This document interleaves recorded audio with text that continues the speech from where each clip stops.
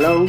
This is the 82nd Test from the Future, an experimental podcast from the year 2222, which we are sending from our present to yours. My name is Dirk. And my name is Simon. And we're putting the past in podcast. So, you think the listeners can hear what's going on, Simon? They might be able to, because this is the first time we're recording like this, not in the same room. And I can imagine we might sound differently from how we normally do. Or maybe you can't hear it at all. Maybe. No, it's the future. You know, it is the future. Maybe are supposed to work super properly. Mm-hmm. Super flawlessly. I mean, to me, you sound just as if you were in the room with me. Okay, but I'm not. You're not. You're far away. I'm not even in Frankfurt. Nope, not even on Earth, as I understand. Not even on Earth. I'm on Apophis. That's an asteroid, right? Yeah. It's for work. I know we spoke about it briefly before. The business trip was pretty last minute. We were supposed to record, but then yesterday they said, hey, you need to go to the conference. I knew it was already taking place and I wasn't supposed to go, but I replaced somebody who got sick. So, okay. Yeah, I mean, sick of going to conferences. Sure. So so they flew me in last minute, so I'm on Apophis now. Not sure how famous that place is for the people in the 21st century. No, maybe they can let us know. But right now it's You reckon we should mention just to be sure? So Apophis is an asteroid. Right. Yeah. I mentioned that. Yeah. That is an asteroid, right? But that's pretty much as much as I know. That's as much as I know about it. You're there for work, but what is your work there? Are you? Because you're in ethics. So how do ethics apply to an asteroid, or what's going on? Yeah, it's not so much for me as my position as ethics counselor. It's just the whole management, the whole staff of UFO here, or a big part of it, and it's basically the yearly UFO conference. And I see. So they're using the asteroid as the venue this year. Yeah, exactly, and it's usually on Earth, but because Apophis was passing close by exactly around this time, they said, "Hey, let's put it on the date that it's closest to Earth," and because we have a base on Apophis anyway, which is populated, Sol was using the opportunity anyway to have some quick maintenance on the place and some crew replacements and so on, because of course it's cheapest when the asteroid is closest to Earth. Right. And then we thought, hey, if they're going there anywhere, it's a bit of it's also more for the media, you know. If you do it on Earth every time, it gets a little bit boring. Yeah. So we said, let's do it on Apophis, but because of course it's far away, we said, let's not fly in everybody. Just a small group, and then the small group turned out to be 47 people. So that's not so small anymore. No, it's not so small because everybody agreed that it was supposed to be a small group, but we couldn't really agree who should go. And was it a thing? Were people eager to go, like because it was not on Earth, like on an asteroid instead? Like, did that make more people want to go? Yeah, they were eager to go. Like, and people were always saying, like, "Oh no, we shouldn't, send everybody there, save some money, and all the hassle and so on." But then in the end, okay, who doesn't get to go? Then that feels like, okay, why does this guy get to go, and why does this robot get to go, and how come I can't go? And then everybody wanted to go. So we couldn't really find proper arguments of saying, okay, but you stay home, and I didn't mind. But then the person got conference sick and then I got to go anyway. Sure. Yeah. So originally you were planning on staying. Exactly. I'm also not I'm also not the most important person in UFOPU anyway. And I guess, of course, my main responsibility is ethics. And if we're saying, hey, let's hold a conference on a passing asteroid, then you probably shouldn't bring the ethics counselor, because I might have objectives. Sure, objections, yeah. Mm-hmm. Yeah, exactly, objections, yeah. I don't want to bring my work onto the podcast, but we had some tough discussions. Sure. But this was maybe more detailed than people were expecting, but this is why we are not recording together in person as we have been the previous year. Yeah, exactly. Okay. Yeah, let's circle back to that. And it also means that maybe the connection isn't that great because we have like Apophis is the big asteroid, but there's basically like a bit of an asteroid cloud around it, and it's following in the wake of the asteroid, and kind of sometimes they're in front, sometimes they're behind. I can't really figure out what the physics is of that. But this is causing interference, not just for landing here, but also for communication. So also the Parsians, the Illuminati, everybody basically came here because we can't say we do a hybrid conference and then the people who are not here constantly miss out on the essential communication. So. Oh, I see. Okay, so there's no one attending remotely for the actual conference itself? Nope. No, actually not, no. So that also, they didn't consider that because the asteroid isn't that big. Of course, we have the base here. This is big enough for the venue. It's a little bit small for 47 people, but they didn't consider the parking. So, so usually there's not so many people going there. Yeah, no, all at once. The space shuttles are docked to the smaller asteroids around here, so they stay basically nearby. But they have this like mini shuttle going back and forward to the minor asteroids to pick up people. Sure. And on top of that, nobody actually told the Parsians that this year the conference wasn't on Earth. So they actually showed up in Spa when the conference was supposed to start. So it hasn't actually started yet. It was supposed to start this morning, but it's starting only in about an hour when the last Parsians got here. Okay. Yeah, so we actually had a bit of free time, and I'm not sure if you can hear it, but they basically have in the interior of the asteroid, they have small cubicles for, let's say, focus work, and I'm sitting on one of them now. Okay, so you can have a call like this, for example, without hearing a whole lot of hammering in the background, or exactly, and people chatting, and there were a few of the Illuminati were in the jacuzzi, which made some really funny noise. Sure. But also it's basically solid rock, or I'm not sure if it's rock or whatever, but it's basically there's just a staircase down here and electricity, and that's it. So if it like the acoustics are, at least on my side, are super funny. I'm not sure that's been picked up. Yeah. We'll find out, I guess, when we listen back to the episode. True. But before I go, I will take a picture outside because they have a flag on the asteroid. Like outside in the vacuum of space? Yeah, exactly. And it is waving. It must have like a little robot arm at the top of it to wiggle it along or something. I don't know how they did that. But it's a really nice photo opportunity. So there's a bunch of people that went already out there before to take pictures of this. I'm going to take a picture too. But of course. I'm going to ask how they did that because you're not supposed to be able to have things waving in space. I mean, not from the wind, it must be some other mechanism or something else going on. Okay, so I would say that's enough about me not being there.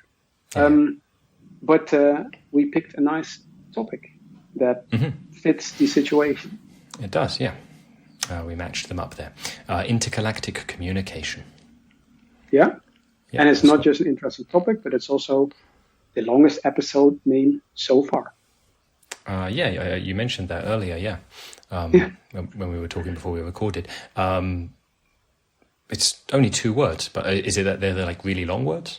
Yeah, they're really long words. I don't know if you look at the list of episodes, it's just the longest. And I guess if we look at each episode long enough, we'll find something unique. You know, the longest episode, or the shortest, or the most listened to, or the most replied to, or whatever. Sure. This one is the longest title so far. Okay, what about intergalactic communication? Why is that interesting for the 21st century people, you think? Well, so we've mentioned before, talking with the moon, for example, that's not intergalactic, that's really close by, so there's no issue there. And long ago, they at some point could only send notes scribbled on leaves back and forth. That would take like months to get from one side of the planet to the other. Then at some point they had telephones and video calls and things like that. So I think in the past they're familiar with the idea of communications getting faster. and more high bandwidth over time. So intergalactic, okay, that's a whole many orders of magnitude different in terms of distance covered, and maybe that's why they're interested. You reckon it's the challenges that the communication has intergalactically are the same as the teleportation, because they still haven't figured that out because of all kinds of reasons. You reckon it's related, because right, with teleportation, the information of you needs to be sent. We can send it to the moon, that's close enough, but cannot be sent between between stars. It seems related. Yeah. And I think the biggest, the biggest challenge maybe is the fact that it requires installations, right? Mm-hmm. You can still communicate, but it's long distance, you have to wait, and so on. There's but relays. But if you have the installations on planets and asteroids and basically whatever moves through space, you can build this communication network. And if this is wide enough and present enough, then basically you communicate as if you were on Earth. Mm-hmm. Right, and but that's a whole lot of work. Of course, to design them and to install them and to maintain them. And other aliens have done this long ago. Yeah. And we as humans know how to do it, but there's a big, basically we haven't really built our own infrastructure out yet. We're still using the ones. Exactly. And I know the Martians, of course, they've been at it for a whole lot longer. And they were kind enough to let us use their network, basically. Mm-hmm. Yeah. But that maybe also made us a little bit, lazy is not the right word, but it took off exactly. It took off the pressure to build out our own because why there's no real need to. Yeah, because we can kind of use theirs. But I think it basically, if we as Earthlings or as basically Sol inhabitants, if we basically have our own network, we just rely on theirs less. We're great friends, but what if they decide, okay, was it nice here in your solar system, we're moving on. Right, and then sure, maybe they would leave their setup behind for us to use, but then if we don't know how to repair it or extend it, it would slowly decay, and then we wouldn't be able to speak across such great distances so quickly. They don't support it, or maybe they leave manuscripts around how to fix stuff, but it's all in Martian speak, so it needs to be translated, and then we need there's institutional knowledge. Not everything is written down, because it was just assumed, hey, everyone knows this, you don't need to write it down, but then maybe we would not know it. Or basically the Martian who came up with it, they basically never wrote it down, because why would you? Like I said, it was just assumed, or that even, and maybe it needs stuff that we don't have.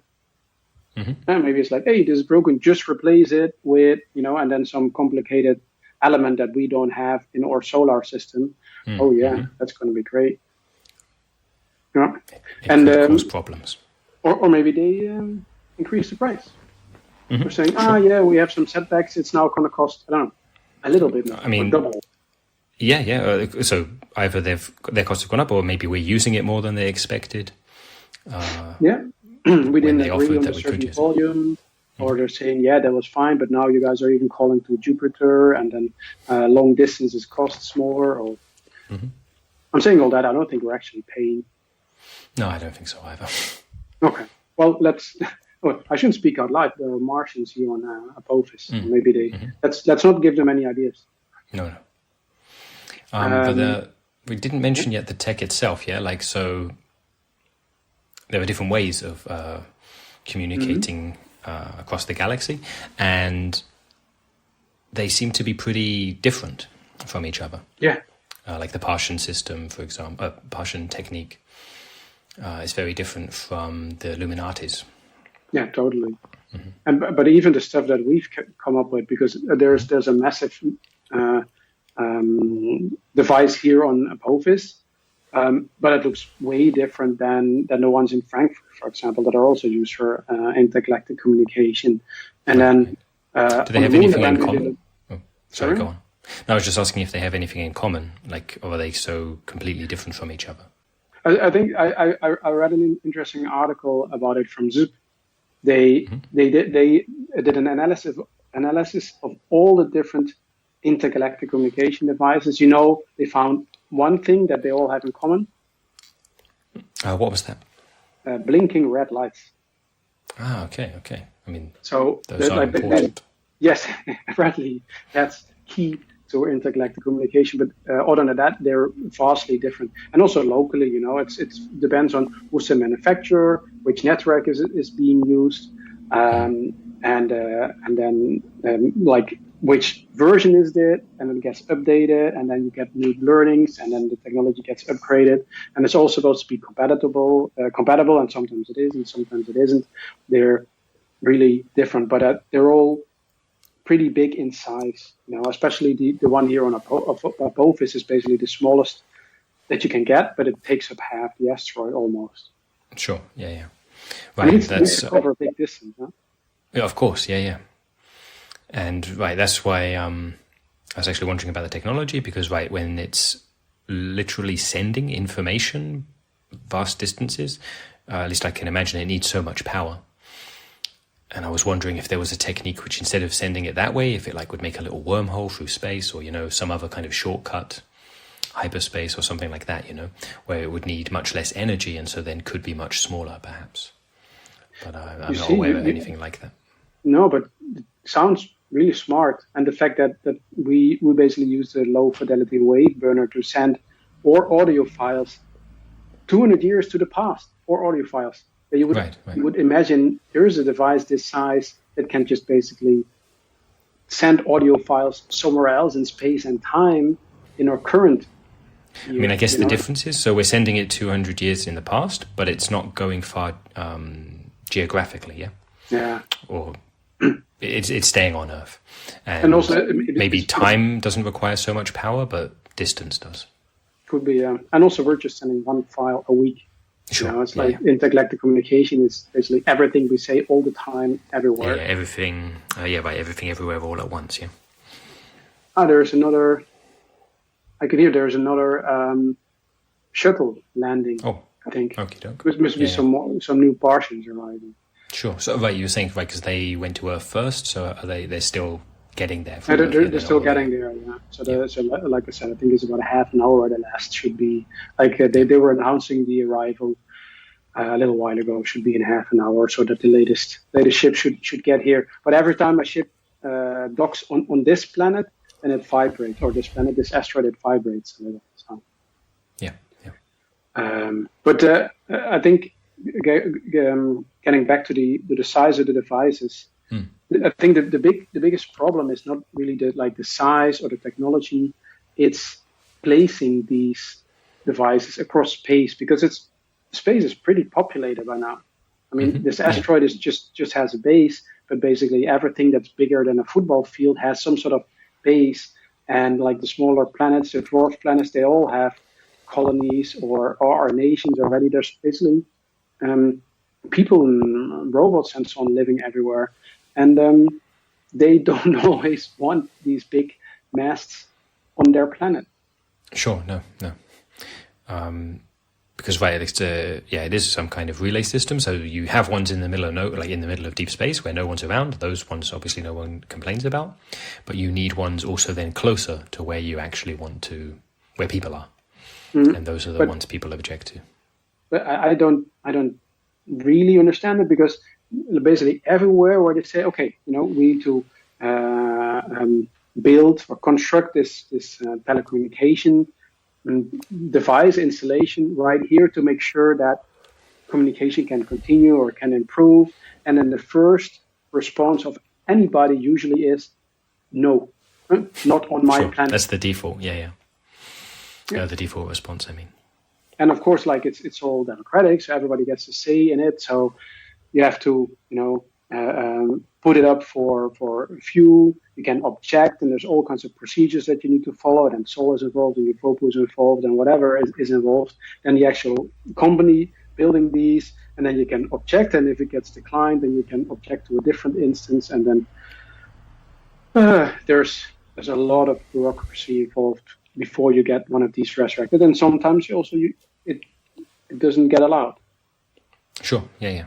And then that place will not have such fast communications. Yeah, like they must use a slower method to get to the next place that has the faster one, and then pass it along.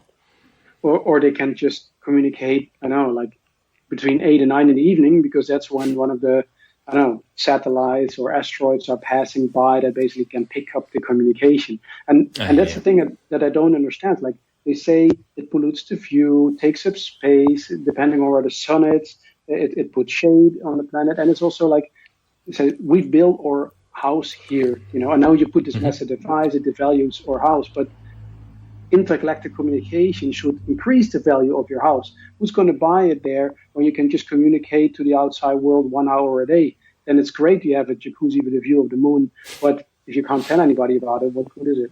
Right. You can't live stream yourself in the jacuzzi. Who even cares? Mm-hmm.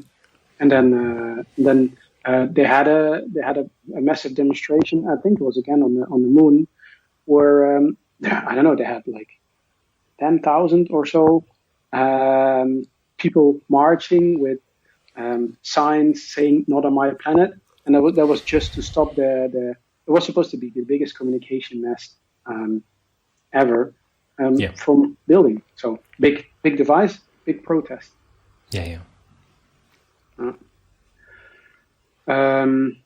You know what will be even more of a challenge? Did you hear Steamboat Willie is about to leave the solar system? Did you read this? Yeah, I did. Yeah, that we mentioned I think some weeks ago. The independent companies were taking care of that kind of travel. The first one, Steamboat Willie, and it wants to broadcast its journey, but the issue is the further away it gets from Earth or from the solar system. Yeah, okay. How is it going to communicate? And I think it wasn't it Felix who asked, did we ever leave our solar system? Right, that was it. Yeah, that's when we mentioned it. And then so far we haven't, but like you mentioned, there are some independent organizations that have sent spaceships out. And it was a bit of a race who gets to be the first to leave. And it's like a one-way mission, because it's so far the crew isn't planning on coming back. Right. And it's a Steamboat Willie, that's the name of the device, which is going to be the first, apparently, to leave the solar system. I'm not sure, but it's supposed to be in the coming weeks at some point where they expect it. Yeah. Are you going to watch? Right, but they'll, maybe not live, but I'll definitely watch some roundups and such. They're going to have it streamed, right? Do you know how... Say again?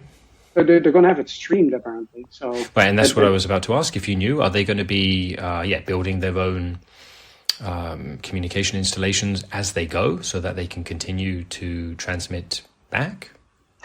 I think outside of solar system they have to use the parsing system, because I don't think ours reaches that far. I'm not sure how they're going to organize the live stream.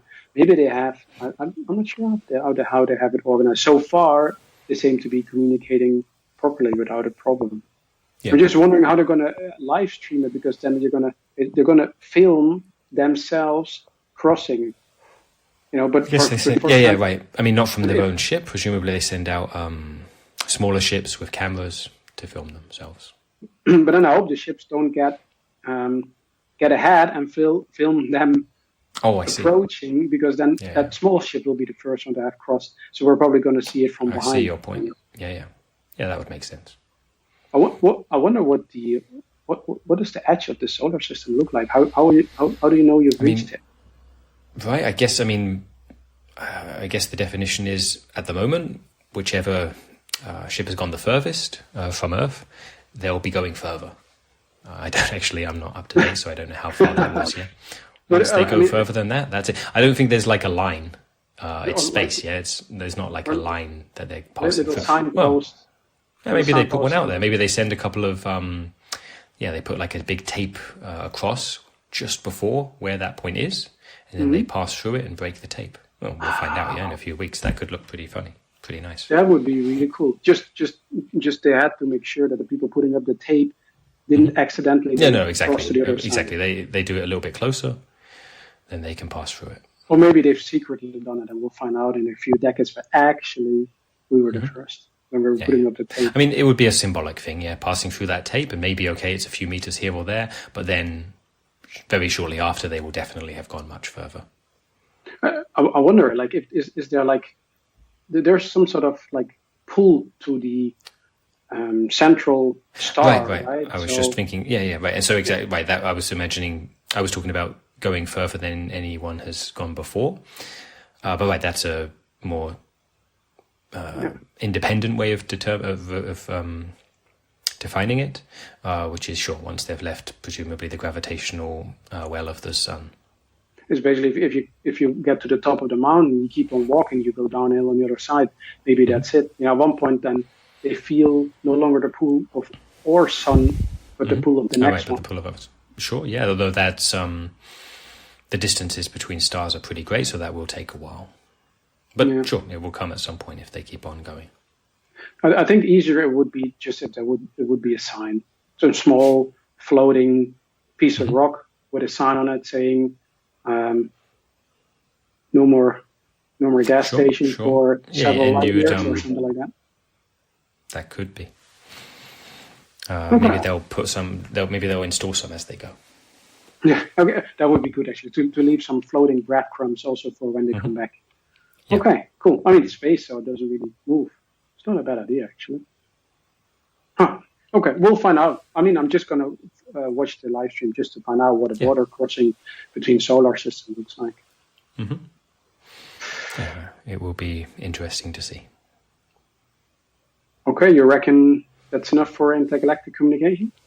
I think so. Yeah, we've talked for quite a while today. Okay, cool. I didn't think we were going to be able to talk about it so much, but intergalactic communication, check. We have covered it. Is there any else? I was wondering, would you like to know? Yeah, because you've been up there some time now, so I can tell you don't know what happened. I guess you don't know what happened in Frankfurt today, yeah? No. I actually yesterday morning I was still in Frankfurt, but I didn't even check the news because there was a lot of spontaneous packing to be organized. Right. Then just the most interesting thing that happened today. There was a pirate ship spotted flying above Frankfurt. Yeah. And so, sure, warning's been sent out, and air traffic has been reduced to just absolutely necessary stuff. Did they know what brand or? It was too far away and too blurry, so not yet. Okay. I guess as it descends and makes more passes, then we'll find out. Did you see it yourself? Could you see with the bare eye? I didn't know. I mean, when I heard about it, I looked out the window, tried to see if I could spot it, but I couldn't make it out. Okay. Well, okay. Interesting to see how that pans out. I wonder if it's still around when we come back, then maybe I'll delay you. Yeah, you might have to land somewhere else and then make your way back to Frankfurt, not by air. Exactly. I mean, our shuttle was leaving from Spa anyway, so we'll probably get back to that and we'll teleport to Frankfurt. Yeah, sure. Okay. Then that's it for today. That's it for today. Hopefully it worked out. We'll find out later if it recorded well and we can be heard and all that good stuff. Shall we tell our listeners how they can get in touch? Most definitely. People in the past listening to us here in the 82nd episode of Test from the Future, please send an email to michaellasagna5@gmail.com with the number 82 in the subject so we know you're replying to this one. And let us know if we sounded okay or if we were all roboty and garbled and whatever. Yeah, or send a letter to the pyramids and then send us an email. Don't do that now. We're not going. We're not going to go check any pyramids for letters. So. Okay. Then just email's the way to go. Okay. It'll be fun. Yeah. Okay. Then I would say that was a nice episode. I will get up to welcome the newest arrivals, and then we'll see each other next week, hopefully. Yeah, next week, and hopefully in person. And to our listeners. No, you're right. It's funny, like, because it's like we're having a phone call. Yes, I was about to say goodbye to you, but we need to say goodbye to our listeners. Isn't it? There's some people listening to our conversation. Well, thanks to everybody that's listening in the 21st century. And see you in 200 years. Bye-bye.